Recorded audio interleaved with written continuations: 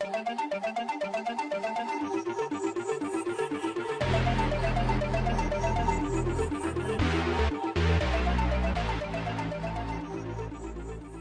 to the original theory of conspiracy, the inside story.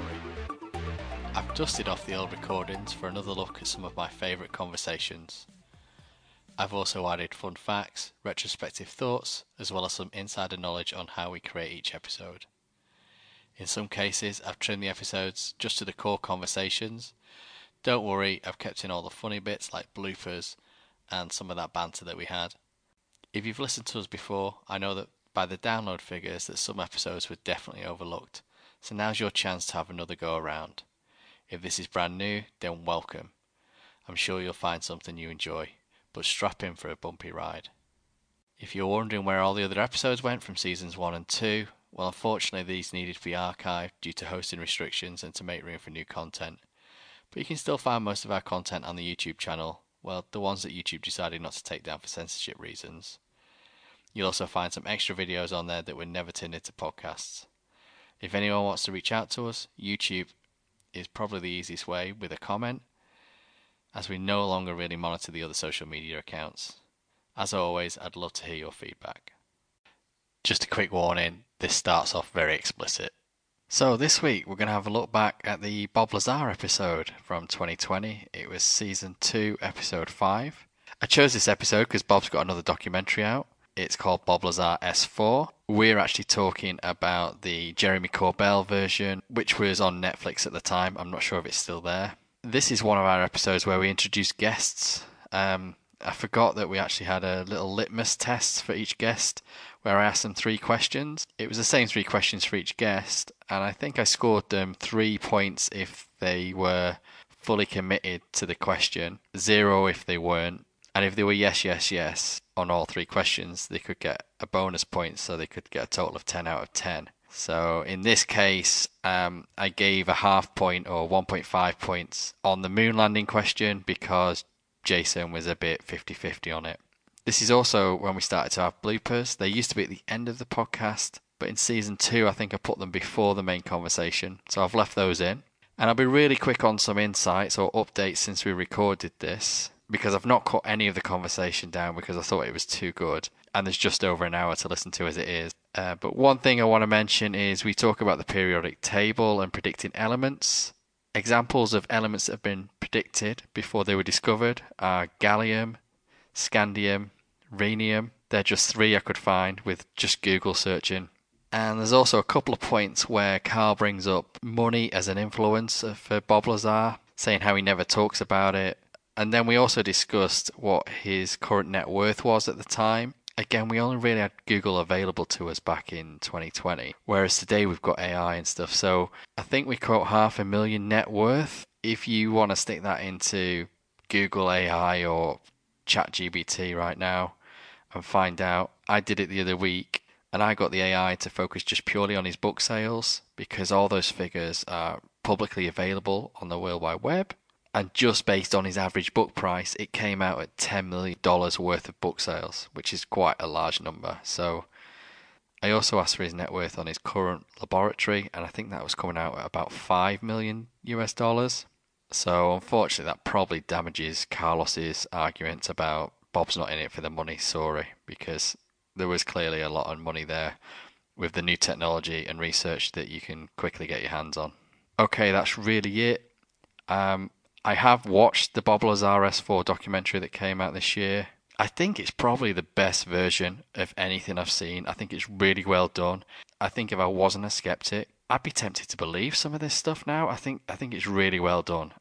For me though, because I've done all the research and I've done all that research in the past, there's nothing new in there that stands up. I think a lot of the things we mention on this podcast chat aren't even mentioned in the new documentary because they're just a little bit out there. So it tends to be a little bit more focused. They don't play the FBI card where they're doing these raids on him every time they speak to the media.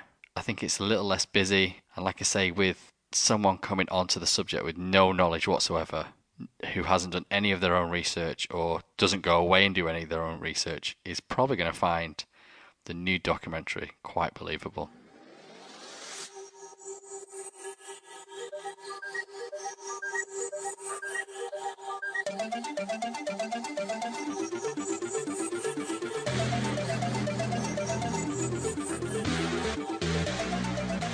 Welcome to Theory of Conspiracy. A couple of northern lads from the UK discuss plots, cover-ups, and the unexplainable. Hi, I'm Andy the Skeptic. Hello, I'm Carlos. I believe. If you would like to support the podcast, please talk about this with your friends or give us a review on iTunes. And I didn't see my shoes, fucking fell near the toilet, went and smacked my fucking head on the fucking side of the basin. You're losing control of your faculties. You're only 55. He did that 2 weeks ago as well. Did I? I know. It's an occurring thing. I think. Go on. Yeah, I think he's in one of these abusive relationships, and he's just making excuses With himself. Gets beaten up every day. Schizophrenic who's in an abusive relationship with himself. Is that what it is? Yeah, like Tyler Durden. Fucking, I've got it all bunched up and I've written it all fucking down. What, have you written it in ketchup? Right, Is it all smudged? No. Crayon.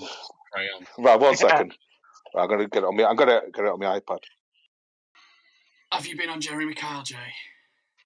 No. Using polygraphs, No.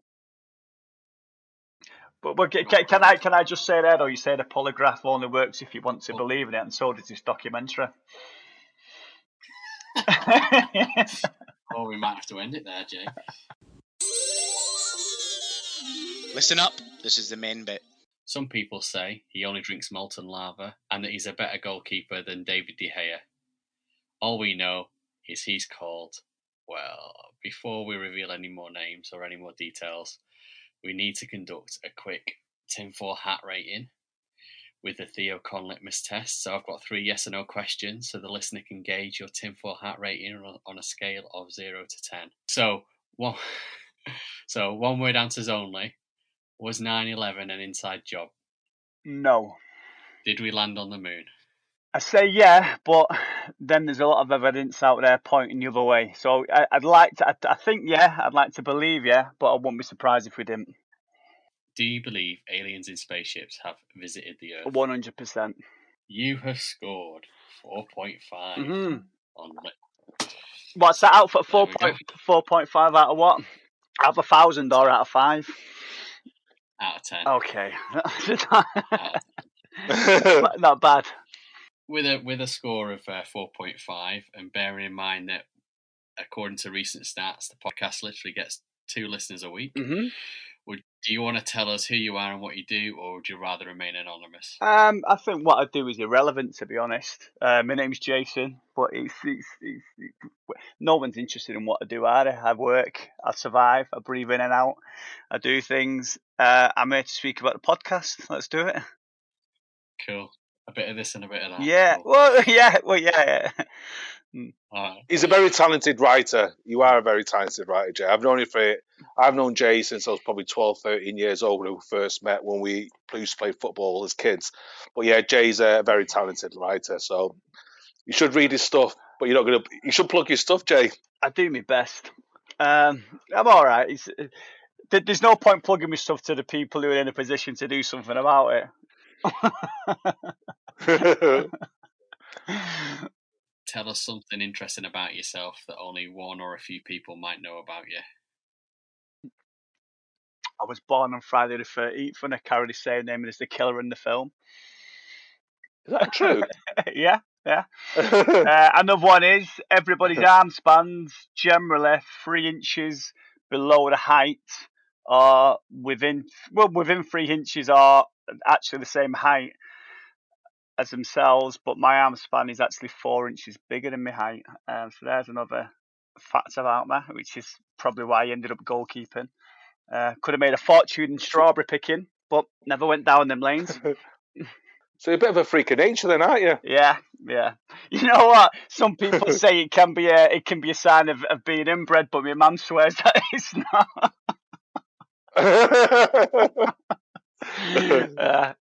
But yeah, it's not very common, but I've got a very long arms, monkey arms. I'm looking forward to this because Jay, I've known Jay since I was 12, 13, because I know me and Jay speak for hours on all subjects from football to politics and religion. So I'm interested to see what Jay thinks of this subject. Today we're discussing about Area 51 and more specifically Bob Lazar and his extraordinary claims. For those who have not heard of Bob Lazar, born Robert Scott Lazar on the 26th of January 1959 in Florida, US.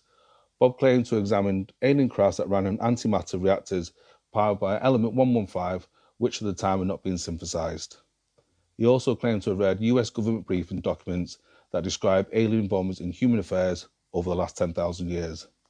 Lazar's claim brought added public attention to Area 51, fueled by countless conspiracy theories surrounding classified activities. Lazar's story has since been analysed and rejected by skeptics and some ufologists. Universities from which he claimed to have held degrees show no records of him. Supposed former workplaces have disavowed him. In 1990, he was convicted of his involvement in prostitution rings, and again in 2006 for selling illegal chemicals. Right, Jason, you're our guest, so you're familiar with Bob Lazar and the documentary on Netflix and the interview he's done on Joe Rogan, and possibly other stuff you've heard since the late 1980s.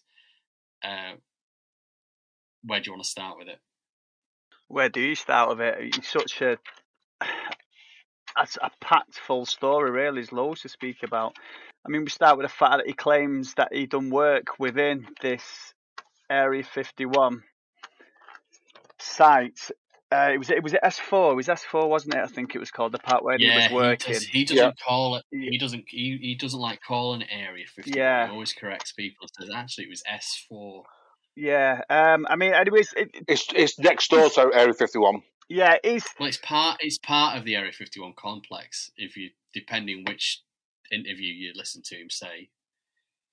But yeah, it is part of it. I mean, and this is a guy who, like Carlos said in the intro, who his claims to have had degrees and to it at certain places are refuted, and there's no records of him being at the university. They're saying that he's not got any kind of qualifications in what he was doing, so he wouldn't have been asked down to work on these spacecraft. But if you look at it, I mean, this is a guy who's obviously clever. This is a guy who put together like jet-propelled go-karts and stuff. He's obviously had some kind of qualifications from somewhere. Some of the stuff he was doing, what was coming up on his local paper, it's not the kind of thing that you learn on your own. He didn't have any family members like a dad who was teaching him how to do it. He's learnt this stuff in school and through education, is what he said. And from that, he's been asked to go into Area 51, the S4, and then they completely deny it from here on in. But there are people who've come forward since his existence has been wiped off the face of the education system, and they've said that, like, yes, he was. They went to college with him. There's people who worked at Los Alamos who swear that, yes, he worked at Los Alamos as well. So he speaks about things in there what he can't know about. And people speak about him, but the government says that he doesn't exist. Yeah, okay. Well, let's just take your first point, because that seemed to be mostly around his credentials. Yeah. Right, his credentials. You did mention that people have come forward, etc. Yes. However, the documentary doesn't name any names.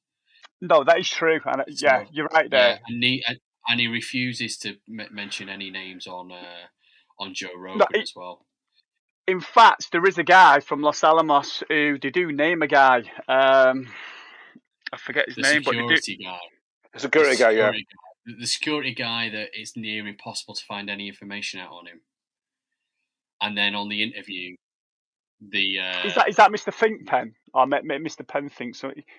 Something Thinkpen, isn't it? Yeah. Something like that, yeah. I think that's somebody who worked there who says he does claim to have known him, but I'm sure it was somebody else. I mean, I might be wrong, but I'm sure it was somebody else who they chased up, who worked there, who said that, well, confirmed they worked there. But yeah, I mean, there are a lot of things what he says in it which are, it's only him actually claiming it, and he hasn't got evidence to back it up. But if it's coming from an area like Area 51 and it's so secretive and people don't want you to know, then it's going to be hard for people to come forward, because I'm sure that they all sign disclaimer forms. I'm sure that people are scared. I'm sure that they could be financially rewarded for keeping their mouth shut and whatever. And some of them, they just don't want to be ridiculed, simple as. But then again, Yeah. it could all be in his head. You don't know. Whether or not it is or not, it's a great story, which we're going to speak about. If another person at Area 1 was to come out now and backed everything up that he said and had credentials, then they wouldn't be ridiculed, would they? Because they'd have Bob as evidence. He'd be backing up Bob's story, etc. And you know what? These people that could back up his college stories, these people that might have dropped him off there, or he hung around with at college or at Alamo, right? He has got he can bag some evidence there. Now, he says on the Rogan interview, every time he mentions someone, something bad happens to them. Doesn't say what the bad thing is, right? Did he not say things like they get into financial problems, or they've been threatened, or they've been intimidated? There's more than one way to skin a cat. We're not saying that they're all going to get killed, because you can't go around killing everybody, because it'll just look very, very suspect. But they can get you in other ways. They can force you to be quiet and do what they want in other ways. And it was, I've just looked there and we noticed it was Mike Finkpenny, who was a government official there. Yeah, that's who it was. That was it. I think he might be more for the entrance into Area 51. But if you think about it, right, so Bob says, I'm not going to mention any more people because these bad things can happen. Although he never says, I mean, if he does have evidence of people that he's mentioned in the past, I'd like to know who they are, because I don't know any names. They might be out there. I've not dug deep enough to find these names. But if they are out there, you know, where are the details? What actually happened to them? And then what he could do is you go, okay, right. So I've got another person I could mention, right? What I can do is, before I mention any names, we get a full background and everything on them, and a load of detail, and you can send Jeremy. What's his name? You can send Jeremy Corbell off to go and interview him before he mentions his name. Yeah. And get everything down right. See if he's willing. Then mention him and say, right, this guy's backing me up. Blah blah blah. Corroborates the story. And then they just sit back and watch. And if anything happens to him, like IRS checks out of the blue, or whatever these bad things are that could happen to him, or his credentials start getting deleted, or whatever, then that is evidence that actually the FBI or the CIA, whoever, are taking notice, and he basically can produce his own evidence, because people would look and go, Bob said that would happen, and it has happened to his mate. Yeah, there's got to be something going. That's very true. It is a good way to qualify it. But also, I mean, when you're saying to chase up people you work with, they basically put on the bus and drove in there. He was saying that he only had access to certain points of these crafts that he was supposedly working on. I don't know whether they'll know the full names of the people he was working with. You don't know. You know what I mean? Well, he says he doesn't. That guy he said he worked with, he only knew his first name. But I'm not talking about Area 51. I'm talking about just his college. To prove that he went to the college. So they can sit there and go, yeah, he was in such and such class. Yeah. Sat in the row before me, sat in the row behind me, whatever. There's bound to be people that have got stories of him and know him. Well, yeah. And also, I mean, if you want to take it down that road, it's surely you must have some kind of, I don't know, something from the college himself, a picture, a photograph from that time taken with somebody there. There must be some evidence out there, and that wasn't shown. You're right, that wasn't shown. Also, which wasn't shown in the documentary, was when they said that the FBI had been to his house during the filming. Yeah. They've been to his house during the film, and he said that they've been chasing him for years, and every now and then they turn up on his doorstep and they do a search and they make that life difficult for him. But didn't actually see anything. It was just, the FBI have been. It was a text message sent saying the FBI are here. So yeah, when I started watching that, Jay, right, that was the first thing in the documentary, and it's a series. It's Jeremy looking at his phone in it, and he's getting these texts off Bob saying the FBI have just raided me, and they throw in some pictures of some woman wearing an FBI jacket, which obviously can't be genuine. No, because why would you get the picture of the back of someone going through a doorway? When would he ever be in that position where there's just one person, no one else is looking at? You know, if he got his phone out and started taking pictures, the FBI would all be all over it. Yeah, they'd take his phone, wouldn't they? Exactly. And again, this lends very real evidence and credulence to his story. If he could have a I mean, that was a tiny little small town where his little business is. That would be big news. Yeah. If 4 or 5 FBI cars and trucks turned up. Yeah. Even if the newsreaders didn't know anything about it, that would be in the local paper, and he'd go, "Here you go, Jeremy." Yeah. This was February the 3rd when they came and they and to be honest, that is another thing he could quite easily replicate, because they led you to believe in that documentary because they, for some reason, they went out into the middle of the woods, had this conversation, just the two of them, where he says, "I want this on record. We're going to store it in a vault, and we'll only get it out if we need it." It's like, why are you even having this conversation? And then next thing, it fast forwards, so you don't hear any of the conversation, and then they get the phone out and go, "Oh, is your phone still on?" And then the next day, it was staged. I'm convinced that was staged. The next day, the FBI raid. Right, so if that happens in the film, again, why can't he just contact someone, right? So apparently, it's well documented that he's talked about smuggling element 115 out of Area 51 30 years ago, and supposedly this is why the FBI raided him, to try and find it. Why doesn't he go, "Jeremy, I'm going to meet you at such and such a place. It's where the 115 is located. Meet me there. I'll show you, and I'll show you an experiment to prove that it's 115, right?" Why doesn't he say that on some sort of open communication channel, right? But before he says it, they set a place up. Whether he's got it or not, they just set a place up, and you have 100 cameras on all different angles from all different ranges, pointing at this building, wherever it is you're going to say you're going to meet up, or whether it's in the middle of the woods.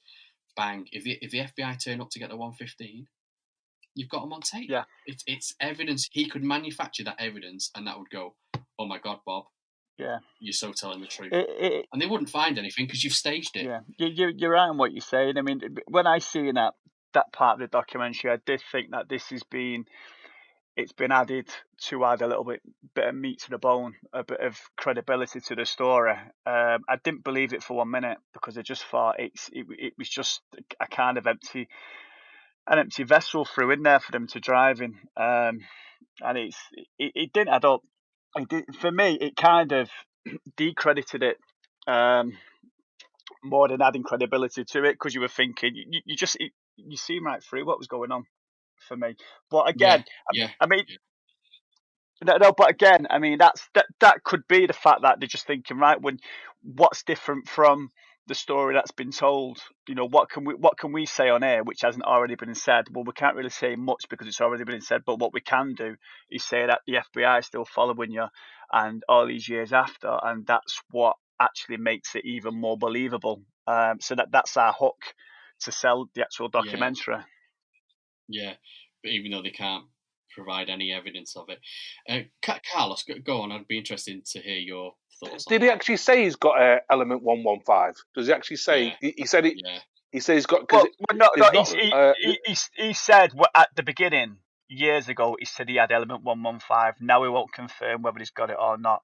Now, if the FBI are involved, if they haven't got him on camera for whatever reason or that, but if that did happen, that raid, I do believe then that he's definitely got the element 115. I really do, and I think so he has the ability to recreate 115.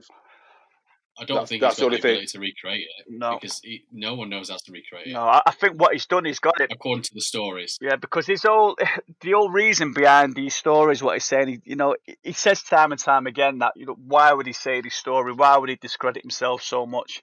Why would he put his family, himself up for ridicule? And the reason behind it is because of the technology that's there, which is, he says is there. He says, that it can change the world, this, what they've got, but they're keeping it under wraps, they're suppressing it, and it shouldn't be allowed. And by having this element 115, maybe he's trying to recreate these kind of crafts elsewhere, or some kind of technology with this element 115, and that's why he's keeping hold of it, and that's like a lifelong quest of his to do so. Who's to say he's not got an underground layer underneath that little lab what he's got there in the middle of nowhere? I'd like to think he has. You know what I mean? That he goes in the toilet and then presses a button and goes down into it. But that's the reason being. It's, for me, if he's got the element 115, I think he's trying to do things with it to then come out with the irrefutable evidence and to say to the world, look, here's what we've got, this is what we can do, and the government's not allowing us. Why aren't they allowing us to do it? Because that's the key to his story, because he always talks about advancing humanity, finding better energy sources. That he never talks about making money. He never talks about building an empire. That's why I like Bob Lazar, because some of the stories he talks about, it's a bit like Gary McKinnon. They don't talk about making money. They talk about getting information out there. So I was going to sort of ask you a question then, Jay. So say, for example, that's his goal, is to get this 115 element and then give it to the world for free. Do you think that's what he's looking to do, or do you think he's trying to make money out of it, say through book sales or through his own commercial businesses he's got? They don't know how to replicate 115, No. a stable version of it, full stop. So that's not on the agenda. I mean, I did some background digging into making money out of stuff, but before I go into that, what I did want to say, probably at the top of the show, but I'll say it now before we go any further, is, for me, Bob Lazar is the most credible UFO witness there is, period. Whether it's intentional or not, he always lets other people do the talking for him, or should I say, the editing of his interviews, and his story. For example, George Knapp originally, who broke the story, and even so 89. much as the this documentary with Jeremy, and then I keep wanting to say Jeremy Corbyn, but it's Jeremy Corbell, and and Joe Rogan, and he's not one of those ufologists or he doesn't appear to be one of those ufologists that's seeking fame and fortune, and he's pushy with their story. The type of person that will just push it wherever and whenever they can. Would you class him as a ufologist? I wouldn't class him as a ufologist. Why? Well, what's the difference between what Bob does? He just looks at technology not of this world. He's got to be a ufologist, because he talks about seeing 9 UFOs and being on one and studying one. No, he's not seen 9. He's not seen 9. He says he's been told there's 9. He's not seen. I think he's only seen 1 or 2. His story. He says, I can't remember if it was in the Rogan or whether it was on the documentary on Netflix. He says one day he went into the hangar, and one day all the doors were open between these interconnected hangars, and he saw right down, and he saw 9 UFOs, and he describes, I don't even remember this, but he describes like one has got a hole in it. He doesn't say the words, but he lets you think that the way he describes it, it's been shot down by the military. Yeah. Mm-hmm. So, we'll come to that later on. Getting shot down. Yeah. Oh, yeah. I definitely want to cover that one. Definitely want to cover that one. Yeah. So back to the original thing I said. Yeah, I don't think he's a ufologist. I think he's someone who just looks for technology not of this world. But I'm right in what you're saying. He is credible. You hear him speaking. He's calm. He's very eloquent. He gets his story across. He doesn't come across as some fanatic, some idiot, someone who's trying to make money out of it. And it's like he's putting it out there, and it's like, you believe it or not. That's what I know. That's what I see. I mean, there's certain things which do back up his story. I mean, that's one element. 15 is that he said it years ago. And people, waiting people's. I don't think it existed when he actually mentioned it years ago. No, it didn't. In the 80s, it wasn't. It wasn't simulated until 2003, and then again in 2004, which is when it was named, because they weren't sure in 2003. So looking at the periodic table in the 80s, 90s, there were gaps, right? But even back then, and scientists use this to discover some elements. You could look at the periodic table, and every single element on the periodic table, the difference between them is its atomic weight increases by 1. Right. So they were able to, and this is yeah. So they were able to then predict certain elements. So they would look at the periodic table back in the early in the Victorian time, early 1900s, when it was first being established, the periodic table, especially elements like gases that are just in the air at the moment, they were able to pinpoint a few because you could do simple scientific experiments to like isolate oxygen and isolate nitrogen and things because they burn at different colors, or you can boil liquids at certain temperatures and then it gives off the gas, and you can isolate the gas and you can experiment with it to prove that gas I've isolated there behaves differently to this gas over here. For example, nitrogen and helium, they both float, but they've got, hydrogen is highly explosives. Science, science a bit. So there's all these different experiments you can do, and looking at the periodic table, going back to that, they could see these gaps and they would go, oh, actually, we've got element 1, 2, 3, 4. We've not got 5. I'm just making this up, but we've got 6 and 7. There must be 1 in 5. So let's do some experiments and try and isolate it. And that's how they found a lot more elements over the years. Yeah. And in the 80s, they got to it and they went, right, we've got all these up to the 80s, 90s, but we've got these gaps. We didn't have 115. We didn't have 117. There was a few others in the teens, in the 100 and teens area. And it's so easy if you're going to come up with a story. Oh, I'm gonna pick an element that it's got to exist because we knew about 118. So there's got to be an element before 118 that's still missing and undiscovered. Yeah, so I'm just gonna call it 115. So it's just, and it will be discovered. This element is designed for flight. It's energy. It's designed for flight. They don't know anything about the element, Carlos. No one has been able to replicate it. It's not designed for more than 400th of a second. Because it's pure energy. It's pure energy. No, it doesn't. It's not. What it is it's radioactive. Every element over 90. Hold on, I made a note of it. Every single element over 93 is radioactive. Element 94 is radioactive, and all the ones up are which means they've got half-lives, which means they don't last very long.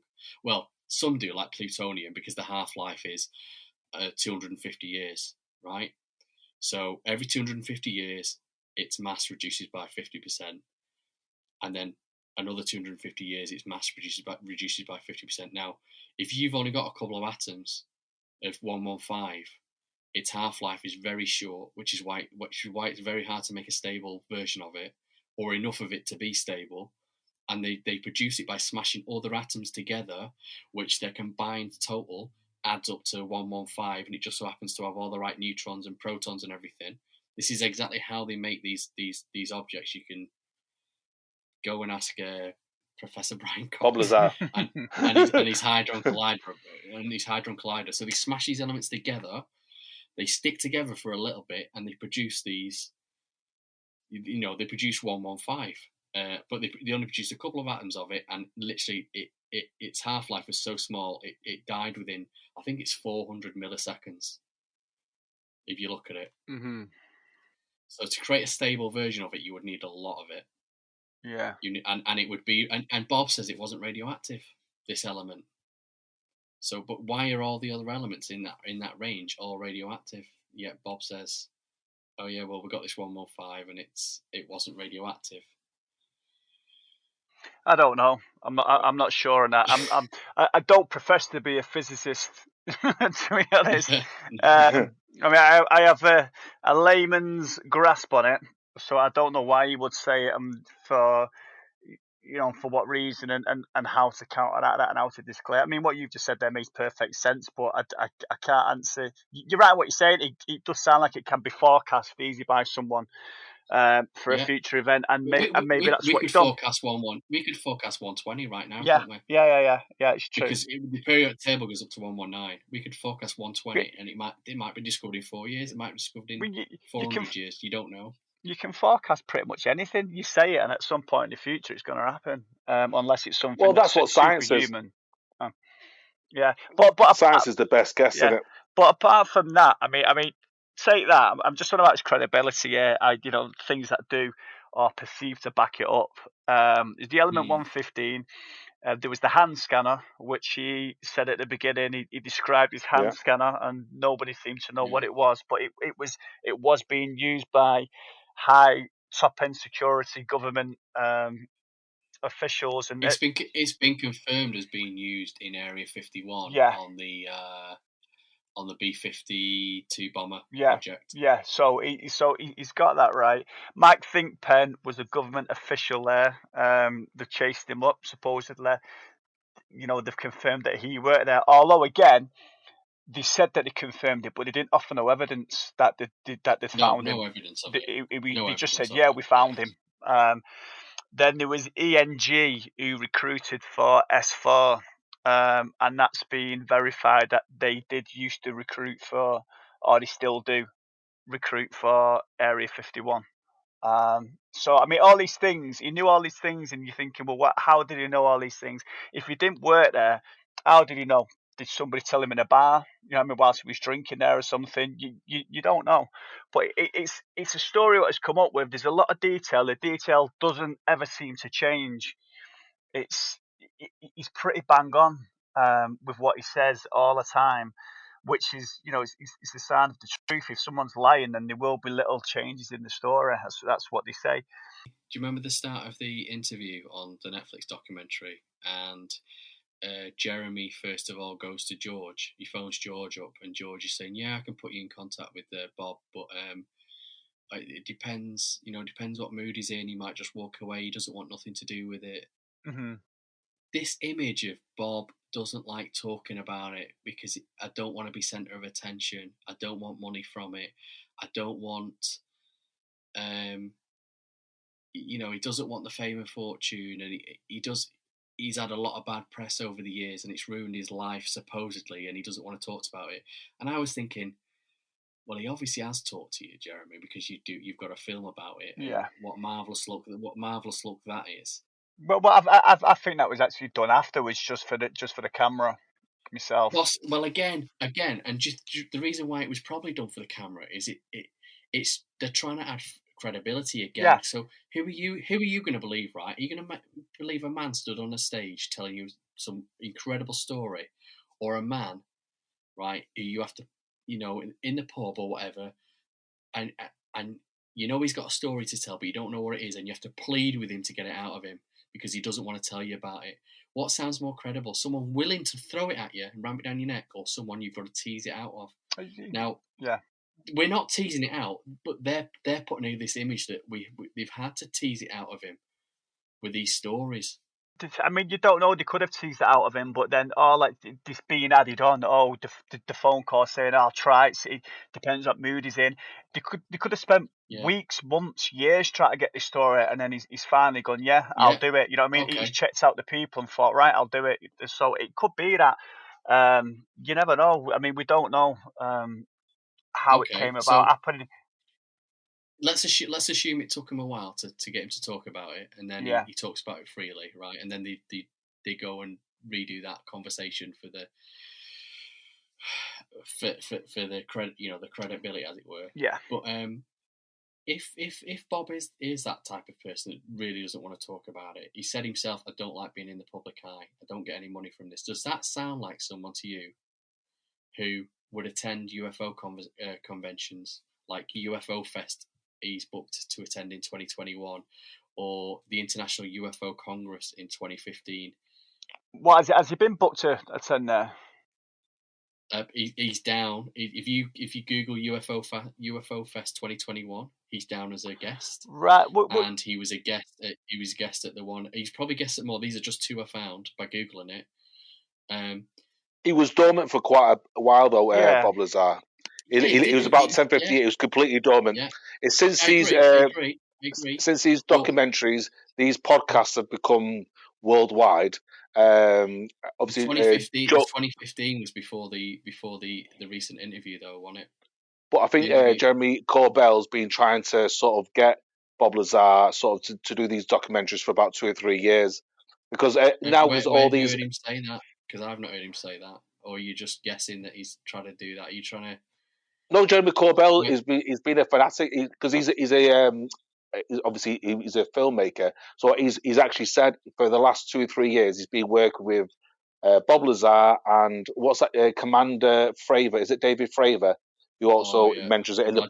I'm glad you mentioned that because that was also on the list. So So That's about on, he's been looking for these people for about 3 or 4 years. So that means he's obviously this Netflix. How long does a Netflix documentary take to make? Probably about anything from 6 months to a year. And you've got to plan it in when's the best time to release it. You could I do it don't in think it's weeks, been in mate. the To bag be for honest, years. I don't think it's been in the bag. I think it was made in 2017, and it was released in the same year. Maybe 2018 it was released. You mentioned Commander Kramer there, right? He's the Tic Tac UFO guy, right? Bob said on the Joe Rogan podcast, I've recently talked to him. Why would Bob be taught? He tells you these stories of these people that have seen UFO here, there, and everywhere, and they want to come and talk to him, and he doesn't like it. Yet he will talk to the Tic Tac Toe guy. Why would he talk to them, but not other people that have had experiences? They're probably all friends. Between the 3 or 4 of them, between George Knapp, Jeremy Corbell, obviously Bob, and they're probably just sort of come and meet Bob Lazar. Bob's got this story, try and match up each other's stories and what he's seen. Because Commander David Fravor talks about a object or craft, whatever you want to call it, went from 60,000 feet down to 0 feet within less than a second. And obviously, let's not get into the Kramer thing. But I agree. agree. But it does actually say, and he started comparing to Bob Lazar about the technology, and that's where Bob Lazar talks about technology. Right. Is that the one? I don't think it was the one. There was what? There's something. I'm going off tangent here a little bit. But there was a UFO sighting which came out within the last year. It was all over social media, and it was part of the American files being declassified. And it was a pilot, and you see it, and you see this object going, and it's like up on its end, and the way it's flying is the same as what Bob Lazar says about these UFOs. He says they don't fly like you see them in the movies, like people think they fly. He says they fly on the bellies forward. And this one in this footage which was released, because as soon as I heard him say that, I immediately thought of that. And he'd said that before this footage had come out. So it links up the way they were flying. And if I'm looking at a UFO, I would never have thought, oh, they fly on the belly and like that. I always think they're spinning around and they fly flat. So I would like to know exactly the first time, and I don't think we're going to be able to find it, but the first time that Bob says that, because that Tic Tac UFO footage is actually quite old and has been around on the internet for quite a few years. Right. Okay. So I mean, unless early 2000s, wasn't it? Was it? I think it was. I think it was. Yeah, it was 2000 something. It was early 2000.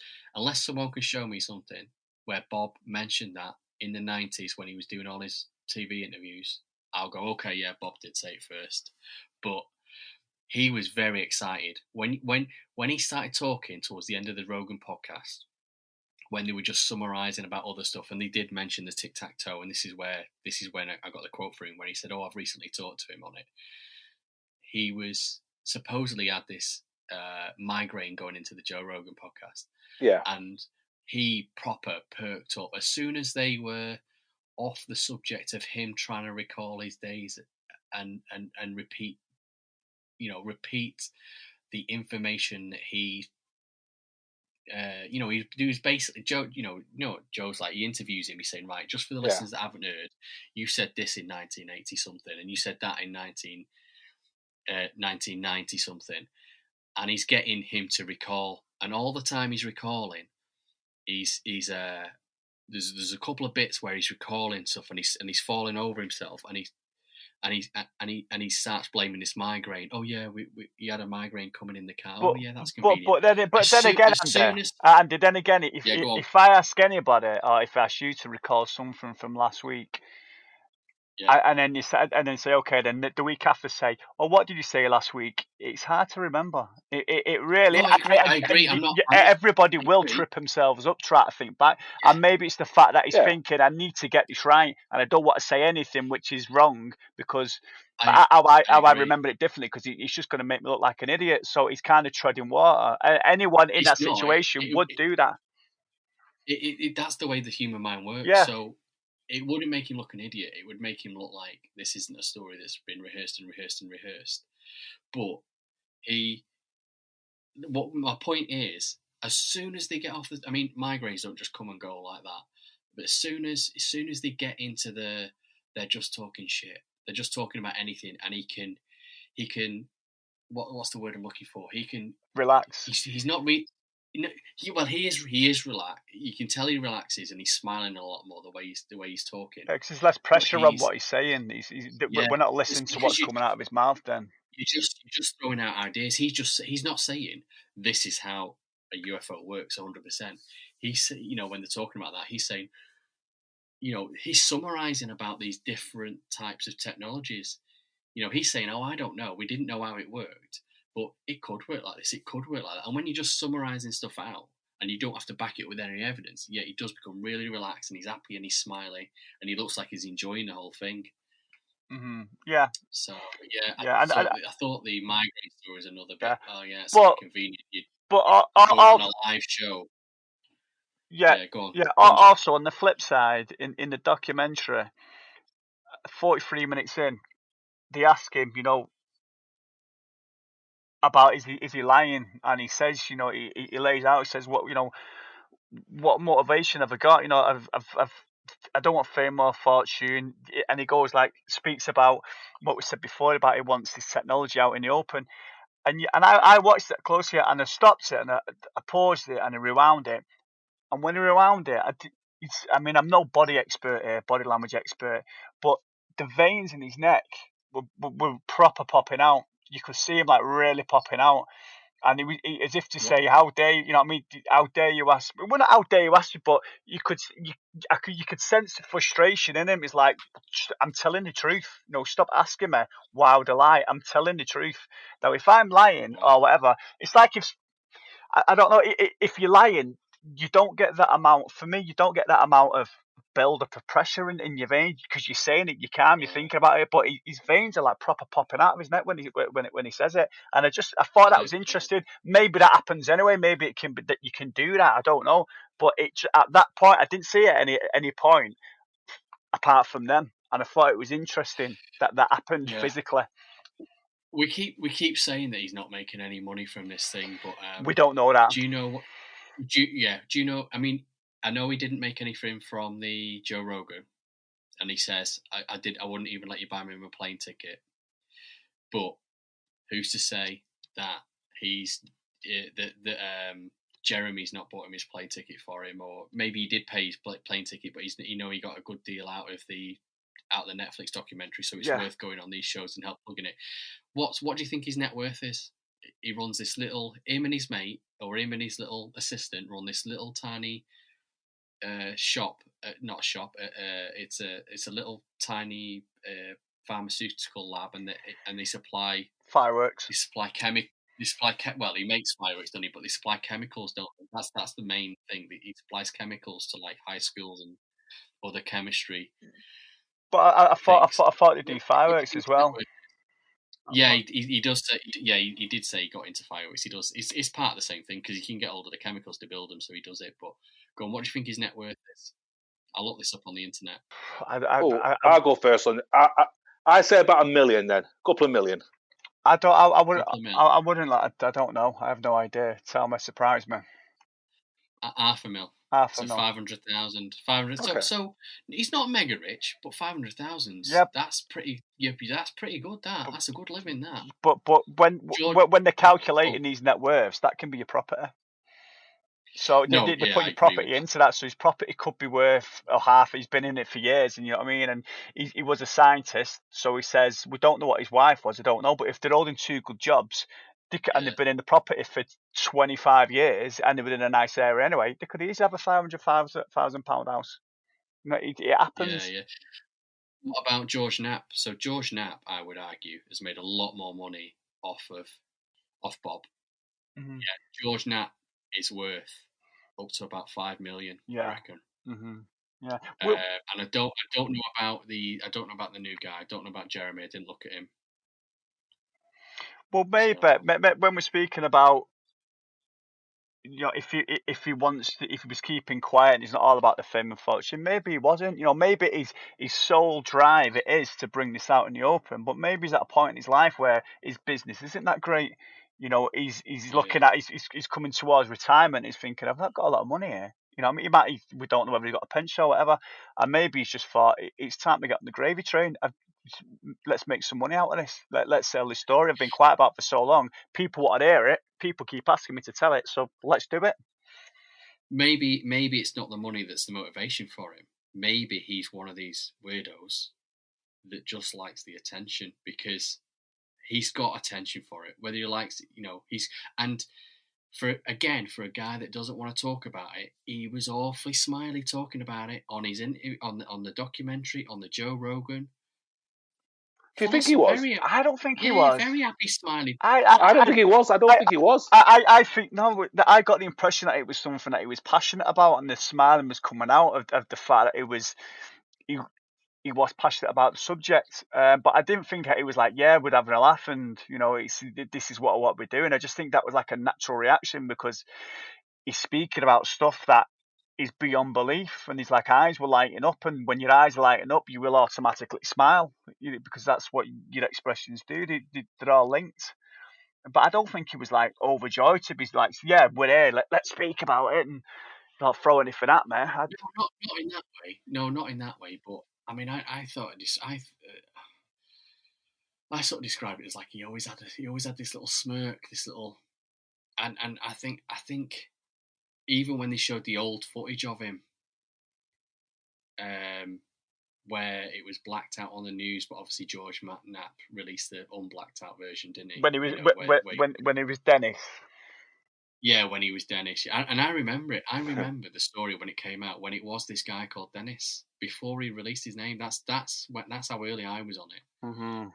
When I was into my UFO magazine days back in the very early 90s, it was Dennis then. I'm not sure when he came out as Bob, but yeah, there was a bit where they cut the interview and then he gets out of the car and you can clearly see it's him getting out of the car. Yeah. Because that was the original footage that George Knapp had. Oh yeah, but once you know it's him, his silhouette and that, it's pretty obvious it's him. Once you know it's him, isn't it? But if you don't know who he is, you don't know who the shadowy figure is. But it's like one of those. You see in magazines sometimes, like little quizzes, who's this, and it'll have silhouettes of different people, and you got to guess who it is. Pretty obvious who it is.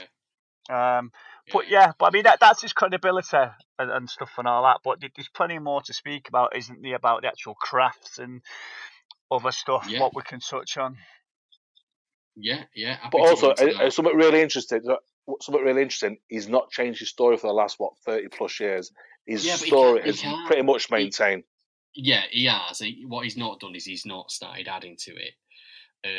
But he can't change his story that much because then that does him in, doesn't it? He's actually took stuff away from his story.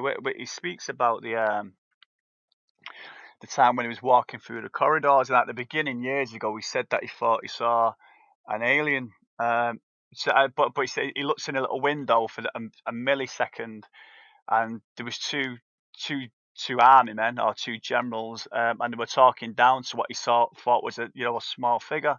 But now he doesn't. He kind of backs away from that. He says he's not sure he saw that.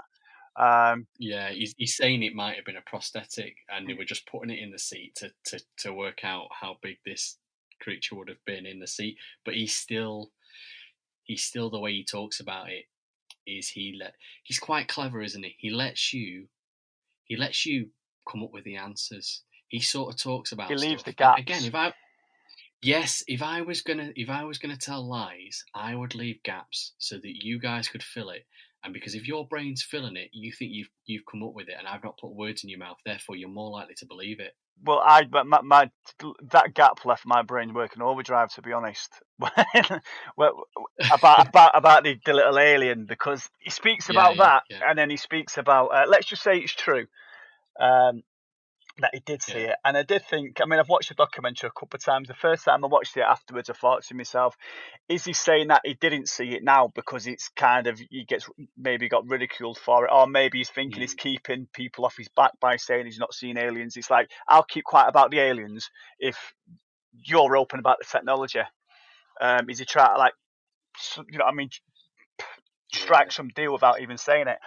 But it was the fact that they found his craft. He was brought in to back engineer it. He was thought as a Well, the story is, from what we can make out, is that they had a lot of well-qualified engineers and scientists in there, but they couldn't really work out what was going on, so they were looking for the Maverick to come in. Somebody thinks a little bit different, and that's why they picked him up, because he was doing all these things in the local press, with these jet-powered drag cars and stuff.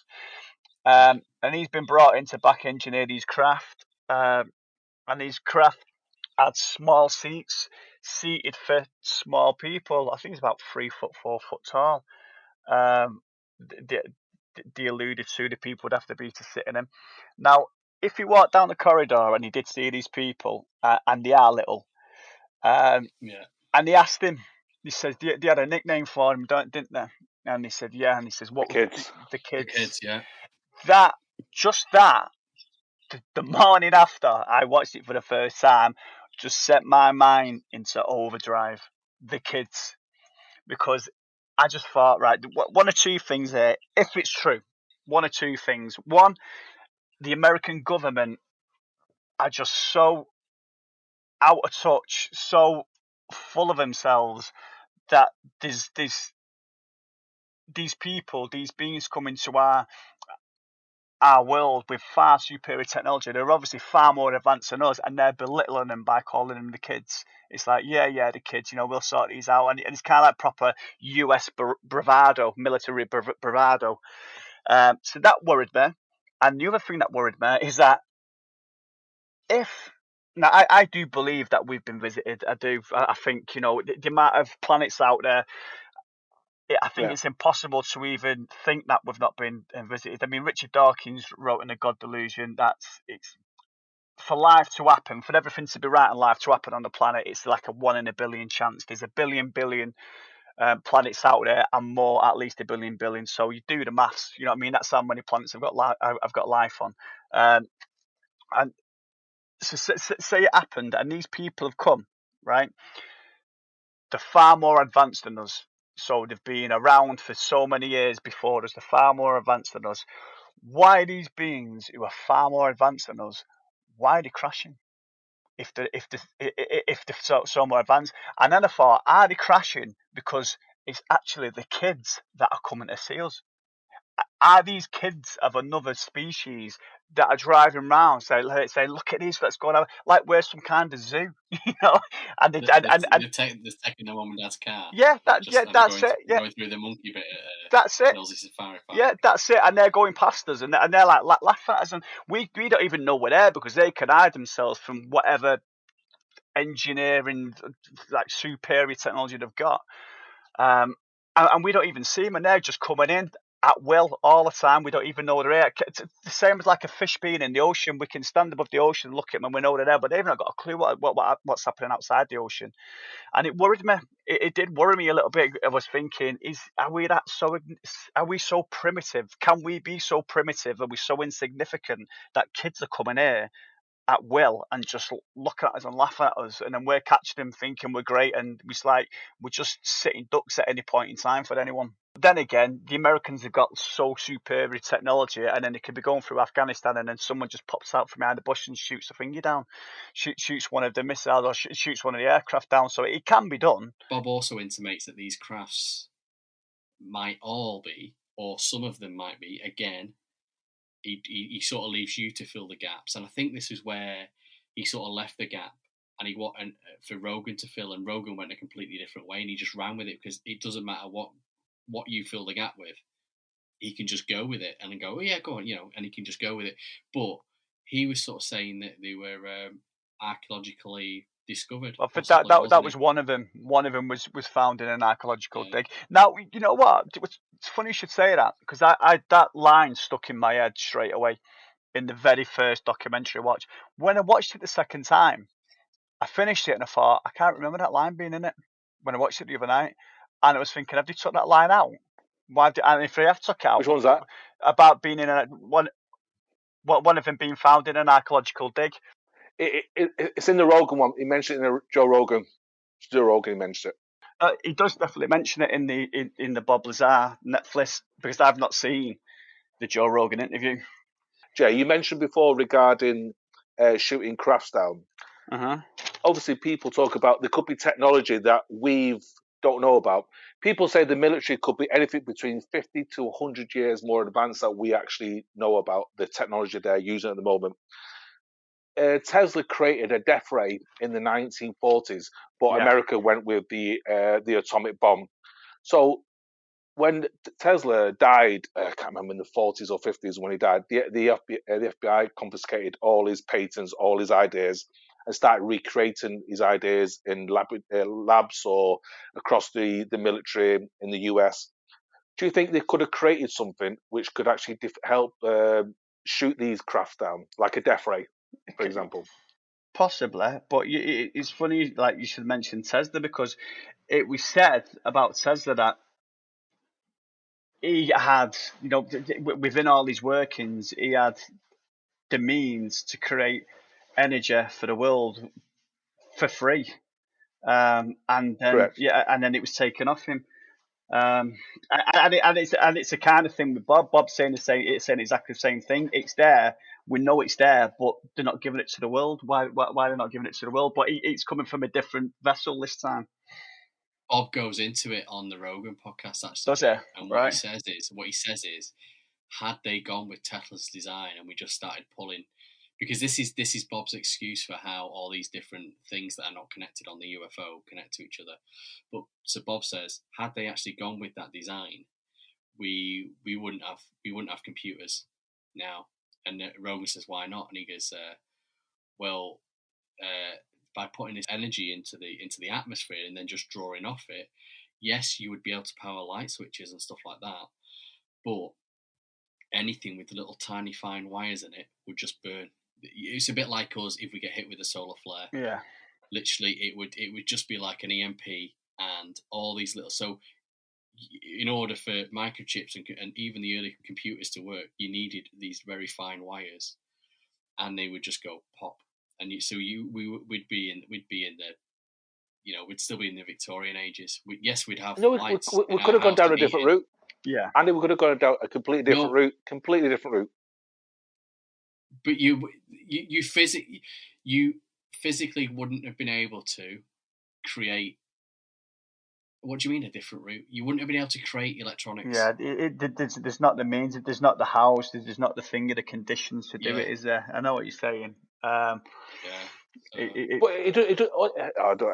Because basically with Tesla, he was creating Wi-Fi. Literally, he was lighting up light bulbs, not even touching. So he was doing Wi-Fi. So it could have been a different form of technology.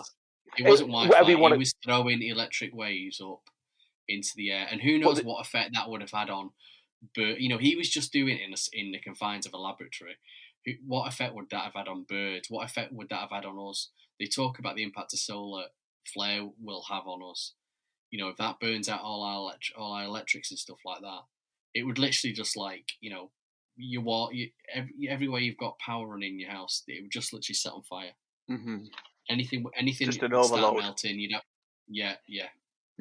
So it just wouldn't work, and that's coming from Bob as well. So if you believe him about UFOs, you got to believe him about that. But again, he's not just invented that off his own mind. He's looked into Tesla and stuff like that. But yeah, it was good that came up on the Rogan thing. Majestic clearance to work on the craft at Area 51. That's been proven that there is a majestic clearance as well at Area 51, and that's what he said he needed. And also going back to his credentials as his education and stuff and all that. Yeah. This lad had a particle accelerator in his bedroom when he was a teenager.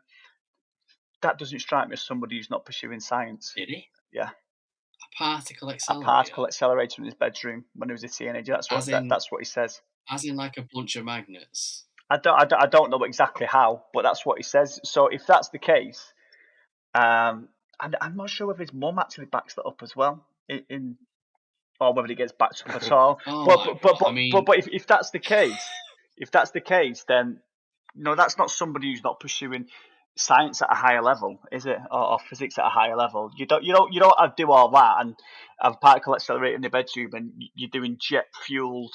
Well, literally a high school student could come up with that sort of technology. I'm not saying he could come up with it. He had a gift. Basically, he had a gift of science. they could read something and reproduce it. Yeah.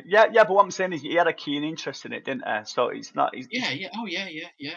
Like you have people that are into music and they go home and play the piano every day, or someone's into electronics and they build radios. I'm not saying he didn't have none of that, and I'm not saying, I mean, it's documented. There's newspaper, the documents he does have back up the fact that he works with jet engines. Now, is it not more plausible that he was recruited for Area 51 because of his jet technology, right? Because they were, what were they building? They were building jet fighters at Area 51, secret planes, B-52, again documented, again might be where he saw the hand scanner, etc.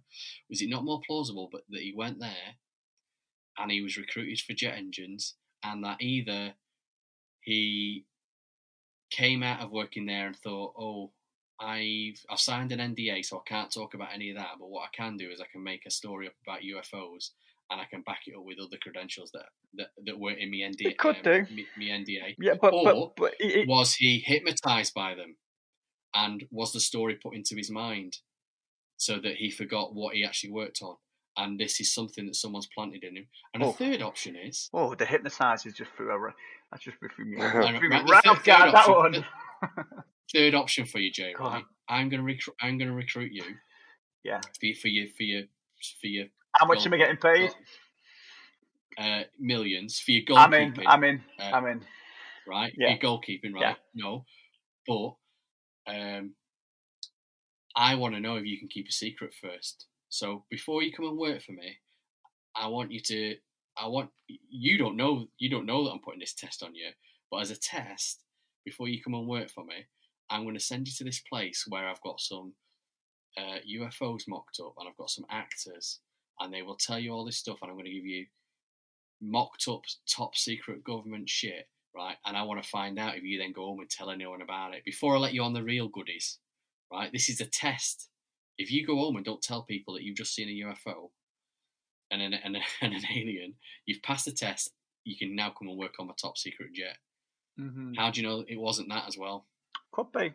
There's no saying that. More plausible than actually seeing aliens. It's a little bit more and it's a little bit more than that. Basically, they do vet people, and they keep people. They tell people little information, and then they just watch them, and they'll probably track your phone calls, track your mail, track who you're talking to. Even they'll probably put people in there to try and extract information out of you. With the Bob Lazar thing, I think Jay mentioned it before. The guy's credible. There's just a few things which I'm not sure about, because obviously the information from his college and Los Alamos, that obviously there's a few things which he says things, they're okay, but there's other things he says which can't be verified, and that's the bit what people don't literally go 100% into the story he believes in. There's these two other slip-ups that I think I spotted these are in the Rogan podcast, and I know you've not seen it, Jay, but I know Carlos has. Bob talks about how you shouldn't be able to talk to the craft. So he's talking about it. We were told to go outside, and we saw this demonstration, and it was where it just floated and it moved up and left and right and came back and stuff like that. And he says, what was strange to me is the guy was talking to him on the radio, and Rogan says, why is that strange? Why shouldn't he be able to talk to him on a radio? He's only like 20 feet, a couple of 100 feet away.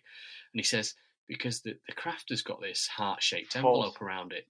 Yeah. The gravity, right? The force field. It's this heart-shaped force field that bends light right round it. And that also, if it bends light, it bends everything. Gravity, light, but bends space and time, doesn't it? That's what he says. The 115 powers this reactor that it's got in there, and that bends space and time, and he puts it on a tilt, and it allows the craft to go down it. Sounds great, doesn't it? Yeah. And then it sounds great, right? All if you're to believe it, all sounds plausible. And he says if you were to walk under it and look straight up, you wouldn't even see it because the light bends around it. Yeah. Right. However, at no point in that description of the test flight does he say that it flew directly overhead of him.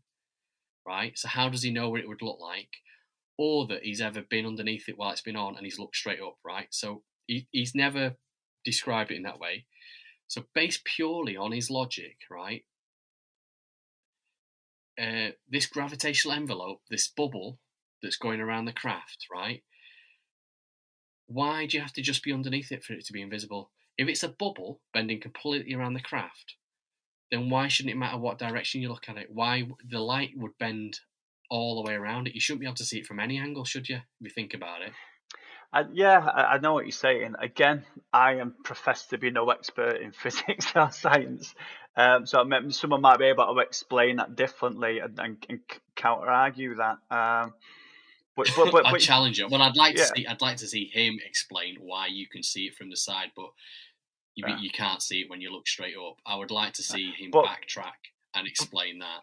But also, when I heard that as well, going back to my point on the kids and saying that are the kids coming and just riding round and looking at us in a zoo and we don't even know they're there. And when they're seeing that, I thought to myself, they've got a force field around them, so we don't even know they're there. You know what I mean? They're invisible to us. They could be right next to us, laughing at us with their ice creams, and we don't even know that they're there. Well, sticking the second point, right? The second point is a bit later on. He says that he describes putting his hand and his hand gets pushed away. Right? He's talking about the experiment where he's pushing his hand on something and pulling it back. But he's talking to Rogan about it, and he says it's like such an immense. I think they're talking about weaponizing it, and he to quote him, he says you can't penetrate it. It's this unstoppable force. It's gravity. You cannot penetrate gravity, right? But if that was true, if you can't overcome gravity, how come we've got satellites, right? Gravity is actually quite a small force, right? And so you're telling me a projectile couldn't penetrate this gravitational force field? Could it? Again, I don't know. I can't answer that myself. I've not got the I don't know how to do it, but it doesn't sound like it could. Right. But then again, though, Andy, I always go back to when I hear people describing stuff and describing gravity and certain stuff and the way the universe works, and I hear people saying, "Oh, these planets over there, there can't be any life in there because of these conditions," and I think we're on, and they say it's the laws of the universe. It's like, it's not the laws of the universe. It's our laws what we're making up. You know, it's what we believe. You know, it's what we have taught ourselves to believe. We could be completely wrong on things, but if they do have this control over gravity and they can make it as Bob describes, an unpenetratable force, right? Yeah. Let's give them that, right? How come one of them's shot down? One of them's got a hole in it. Yeah. Bob doesn't say so, but he doesn't really say so. Well, I was going to say that's he's making you. It comes across as there's a hole in it. Yes. As if it's been shut down, but he never actually says that it's been shut down. No, he doesn't actually say it, but he's putting that into your mind. He's doing his trick. He's doing his trick of letting you fill the gaps, right? Maybe. I mean, and again, go on. Again, so that if we go, here's why it couldn't have been shut down, he'll go, well, I never said it was shut down. Yeah. You said it was shut down. I just said it had a hole in. But it's like, nah. I've listened to a few different versions of you tell the tale with the one with the hole in it. Yeah. And you're definitely sort of saying it was shot down. I'm not even sure. He might have even said it was shot down in one of his earlier ones. He might be changing his story again. Yeah, but again, that can be counter-argued, saying that the actual field that's around it could have failed, and that's the reason why it crashed. And maybe they shot it down when it was already crashing, or maybe it happened when it landed and then shot it. Yeah, it landed then shot, or it actually happened when it crashed itself. It caused a hole in it when it hit something.